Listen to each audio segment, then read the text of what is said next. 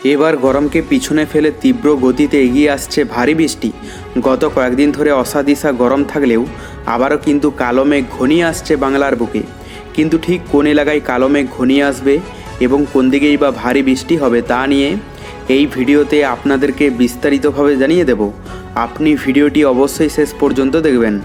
ভিডিওটি ভালো লাগলে একটি লাইক করবেন, আর এইরকমই লেটেস্ট ও হেল্পফুল ভিডিওগুলি সবার প্রথম দেখার জন্য আমাদের চ্যানেলটিকে সাবস্ক্রাইব করে পাশের বেল আইকনটি বাজিয়ে দেবেন। চলুন এক নজরে দেখে নেওয়া যাক তাপপ্রবাহের পরিস্থিতি বাংলা জুড়ে। এর মধ্যেই একাধিক জেলায় দুর্যোগের ঘনঘটা দেখা যাচ্ছে, আর কিছুক্ষণের মধ্যেই বাংলার একাধিক জেলায় ঝেঁপে নামবে বৃষ্টি। সঙ্গী হবে ঘনঘটা বজ্রপাত ও দমকা ঝড়ো হাওয়া, যার জেরে আগাম সতর্কতা জারি করেছে হাওয়া অফিস। মৌসুম ভবন জানিয়েছে আগামী 2 থেকে 3 ঘন্টার মধ্যেই কালো হয়ে আসবে আকাশ। বজ্র বিদ্যুৎ সহ মাঝারি বৃষ্টির পাশাপাশি ঘন্টায় 50 কিমি বেগে ঝড়ো হাওয়াও বইতে পারে। আজ বজ্র বিদ্যুৎ সহ হালকা থেকে মাঝারি বৃষ্টি এবং ঘন্টায় 40 কিমি বেগে ঝড়ো হাওয়া বইবে। দার্জিলিং, কালিম্পং এবং কোচবিহারেও জারি রয়েছে হলুদ সতর্কতা। উত্তরবঙ্গে সব জেলাতেই ঝড় বৃষ্টির পূর্বাভাস জারি করা হয়েছে। অন্যদিকে আগামী সোমবার পর্যন্ত গরম ও অস্বস্তিকর আবহাওয়া থাকবে দক্ষিণবঙ্গের সব জেলাতেই। সোমবার পর্যন্ত তাপপ্রবাহ থাকবে পুরুলিয়া, বাঁকুড়া, পশ্চিম মেদিনীপুর, ঝাড়গ্রাম, পশ্চিম বর্ধমান এবং বীরভূম জেলাতে। তাপপ্রবাহের মাঝেই আজ পূর্ব পশ্চিম মেদিনীপুরে হালকা ঝড় বৃষ্টির সম্ভাবনা রয়েছে। দক্ষিণবঙ্গের জেলায় জেলায় তীব্র গরম ও তাপপ্রবাহের হলুদ সতর্কতা রয়েছে। আগামী সপ্তাহে ফের আবহাওয়ার রূপ বদল হবে। টানা কয়েকদিন ঝড় বৃষ্টির সম্ভাবনা রয়েছে কলকাতা সহ দক্ষিণবঙ্গে। আবহাওয়া দপ্তর জানিয়েছে 13ই মের মধ্যে আন্দামান সাগর, দক্ষিণ পূর্ব বঙ্গোপসাগর ও আন্দামান নিকোবর দ্বীপপুঞ্জে বর্ষা ঢুকে পড়বে। সাধারণত এই অঞ্চলে বর্ষা ঢোকে 22শে মে।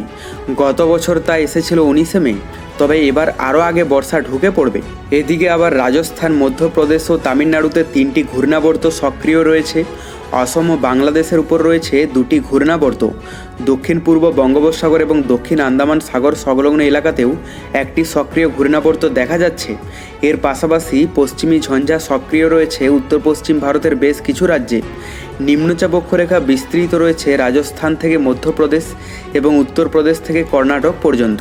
অপরদিকে বাংলাদেশের কথা বলতে গেলে 11 ও 12ই চলমান তাপপ্রবাহ দাবানল সর্বোচ্চ পর্যায়ে যেতে পারে। 11ই মে চুয়াডাঙ্গা, মেহেরপুর, যশোর, রাজশাহী, নড়াইল, সাতক্ষীরা, খুলনা, রাজবাড়ী, চাঁপাইনবাবগঞ্জ, কুষ্টিয়া, নাটোর, ঝিনাইদহ ও এর পার্শ্ববর্তী এলাকায় সর্বোচ্চ তাপমাত্রা 40 ডিগ্রি থেকে 42 ডিগ্রির ঘরে উঠে যেতে পারে।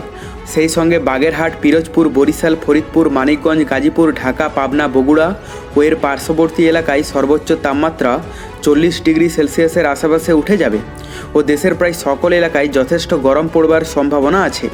আগামী 13ই মে থেকে তাপমাত্রা ধীরে ধীরে হ্রাস পেতে শুরু করবে।